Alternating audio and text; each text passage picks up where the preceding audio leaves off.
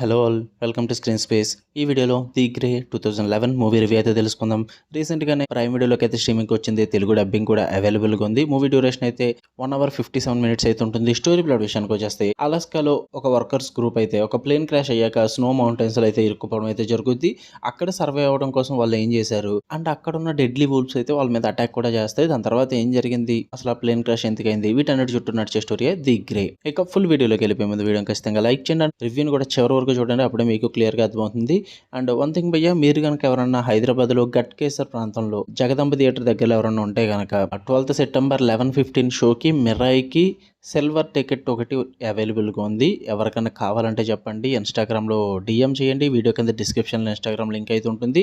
Not for money, just free టికెటే, సిల్వర్ టికెటే కాబట్టి నేను నార్మల్గా ఇచ్చేస్తా. ఎవరైనా ఉంటే చెప్పండి భయ్యా. ఇక ఈ మూవీ విషయానికి వచ్చేస్తే ఫస్ట్ థింగ్స్ ఫస్ట్, నాకైతే టైం పాస్ వాచ్ అని చెప్తాను భయ్యా. నాకైతే మంచిగా టైం పాస్ అయితే అయింది. మరీ సూపర్ తోప్ అని చెప్పను కానీ it was good in parts. Positives విషయానికి వచ్చేస్తే మెయిన్ లీడ్ పర్ఫార్మెన్స్, అదే లియామ్ నిజాన్ గారి intense performance, especially emotional and action scenes లో బాగా వర్కౌట్ అవుద్ది. And man versus nature survival theme అయితే చాలా రాగా రియలిస్టిక్ గా చూపించారు. అది కూడా బాగా వర్కౌట్ అవుద్ది. అండ్ వుల్ఫ్ అటాక్ సీన్స్ కూడా సూపర్ టెన్స్ అయితే ఉంటాయి. అంటే థ్రిల్లింగ్ గా క్రియేట్ చేసుకున్నారు. ఎమోషనల్ డెప్త్ ఉంటుంది, ఎందుకంటే లైఫ్ పరంగా, డెత్ పరంగా, ఫేత్, సర్వైవల్ వీటన్నిటి గురించి కూడా డీప్ గా తీసుకెళ్తారు. ఆ థీమ్స్ అన్ని కూడా బాగా వర్కౌట్ అవుతాయి. ఇంకా అలాస్కా స్నో సెటప్, ఆ ల్యాండ్స్కేప్ విజువల్స్, ఇదంతా కూడా గ్రిప్పింగ్ అట్మాస్ఫిరిక్ గా ప్రెజెంట్ చేస్తారు. బాగా వర్కౌట్ అవుద్ది అంతా కూడా. నెగిటివ్స్ విషయానికి వచ్చేస్తే పేసింగ్ కొంచెం స్లో అనిపిస్తుంది భయ్య, అది కూడా మిడిల్ పార్ట్స్ లో. పైగా వోల్ఫ్స్ సిజిఐ కొన్ని సీన్స్ లో ఆర్టిఫిషియల్ గా కనిపిస్తుంది, మరి అంత రియాలిటీ తగ్గట్టుగా ఉండదు. తెలిసిందే కదా, 2011 మూవీ కదా, సో ప్రిపేర్ అయ్యే చూడండి, అలాంటివన్నీ ఉంటాయి. మరి యాక్షన్ మూవీ ఎక్స్పెక్ట్ చేసిన వాళ్ళకి